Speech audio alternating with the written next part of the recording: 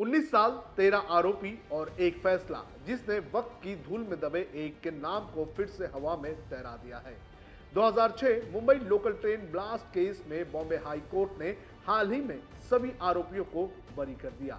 Court ने कहा, ना कोई पुख्ता सबूत, ना कोई विश्वसनीय गवाह, और तभी अदालत के उस शांत गलियारे में फिर से एक नाम गूंजने लगा और वो नाम था शाहिद आजमी।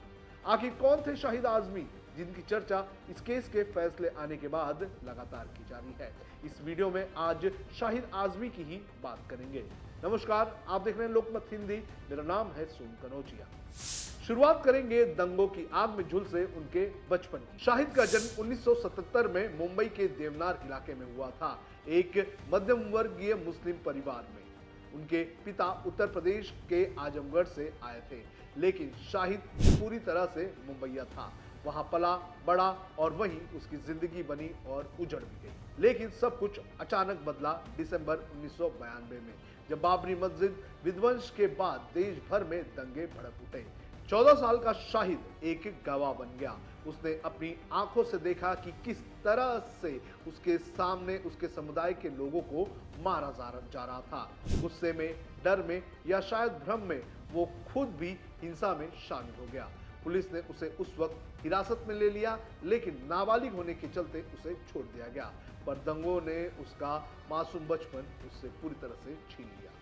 कट्टरता की ओर फिर वापसी की शुरुआत। उसके बाद शाहिद ने वो कदम उठाया जिसे आज भी उसके आलोचक उसकी सबसे बड़ी गलती मानते हैं। उसने पाकिस्तान अधिकृत कश्मीर में जाकर एक मिलिटेंट कैंप ज्वाइन किया। वहां कुछ समय बिताया, लेकिन जल्द ही उसे समझ आ गया कि हथियार से ज्यादा नुकसान होता है।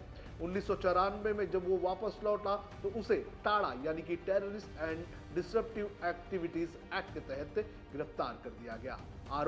आरोप शिवसेना प्रमुख बाला साहेब ठाकरे और अन्य नेताओं की हत्या की साजिश रचना। उसे दिल्ली के तिहाड़ जेल में 7 साल गुजारने पड़े, लेकिन वहीं से उसके अंदर एक दूसरा शाहिद पैदा हुआ, जिसने किताब उठाई और कहा कि अब मैं कानून के जरिए लड़ूंगा। तिहाड़ जेल ने शाहिद आजमी को पूरी तरह से बदल दिया था। वहां उसने किताबों को हथियार बनाया, ग्रेजुएशन किया, फिर पोस्ट ग्रेजुएशन और आखिरकार कानून की पढ़ाई में डूब गया। जेल से रिहा होने के बाद उसने मुंबई के एक कॉलेज में दाखिला ले लिया और 2003 में वो वकील बन गया। शुरुआत वरिष्ठ वकील माजिद मेमन के साथ की, लेकिन जल्द ही उसने खुद के लिए एक अलग रास्ता चुन लिया। ऐसा रास्ता जिसमें सत्ता से टकराव था, भीड़ के खिलाफ खड़े होने की हिम्मत थी। उसने उन केसों को हाथ में लिया जिसे लेने से ज्यादातर वकील दूरी बनाते थे। Ghatkopar bomb blast, Malegaon bomb blast, Aurangabad arms house case और 2006 मुंबई लोकल ट्रेन ब्लास्ट जैसे हाई प्रोफाइल मामलों में उसने कई आरोपियों की वकालत की। वो अक्सर प्रो बोनो यानी कि बिना किसी फीस के, क्योंकि उसके मुताबिक इन केसों में सिर्फ शक की बुनियाद पर मजहब के नाम पर लोगों को जेल में डाला जा रहा था। लेकिन शाहिद ने सबसे चौंकाने वाला कदम तब उठाया जब उसने 26/11 मुंबई आतंकी हमले के 2 आरोपियों की तरफ से पैरवी करने का फैसला किया, जिन पर इन हमलों में सहयोग देने का आरोप था, जिसमें 167 लोगों की जान चली गई थी। पूरा देश गुस्से में था और शाहिद का ये कदम कई लोगों को देशद्रोह लगा। लेकिन शाहिद का कहना था कि न्याय उन्हीं का नहीं होता है जो मासूम हो, बल्कि उन पर भी लागू होता है जिन पर सब उंगलियां उठा रहे हो। अगर अदालत में कोई वकील उनका पक्ष नहीं रखेगा तो न्याय प्रणाली के साथ बेईमानी होगी। ये वही मोड़ था जिसने उसे जनता के लिए एक विवादित चेहरा और कुछ लोगों के लिए एक असली वकील बना दिया। लेकिन चाहे जो भी राय हो, शाहिद आजमी अदालत की लड़ाई को अदालत तक ही सीमित रखने में यकीन रखता था, और ये फैसला उसकी जिंदगी का सबसे मुश्किल फैसला बन गया था। मुंह काला करने की घटना और शक की राजनीति। शाहिद की सक्रियता से कुछ लोगों को काफी तकलीफ होने लगी थी। एक बार मुंबई की एक अदालत के बाहर शाहिद के ऊपर कालिक फेंक दी गई थी और कहा गया था कि देशद्रोहियों का वकील देशद्रोही होता है। वो तस्वीर काफी वायरल हुई थी। उस दिन शाहिद चुप नहीं रहे। उसने कैमरे के सामने खड़े होकर कहा कि अगर न्याय मांगना गुनाह है तो मैं ये गुनाह करता रहूंगा। अब बात करते हैं शाहिद की मौत, गोली ने खामोश कैसे कर दी, सवालों की आवाज।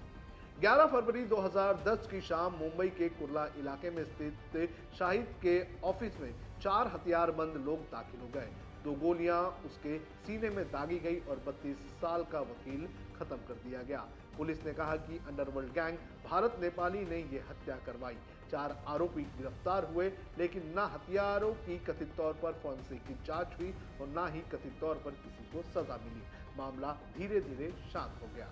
विवाद और विरासत, सवाल अभी भी जिंदा है। शाहिद की जिंदगी विवादों से भरी रही।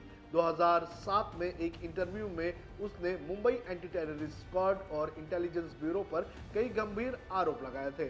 उसने यहां तक कहा था कि कई आतंकी हमले फर्जी थे और मुस्लिम युवाओं को फंसाने के लिए रचे गए थे, और उसकी यही बातें कई लोगों को नागवार गुजरी थी और शायद वही उसकी मौत की वजह भी बन गई।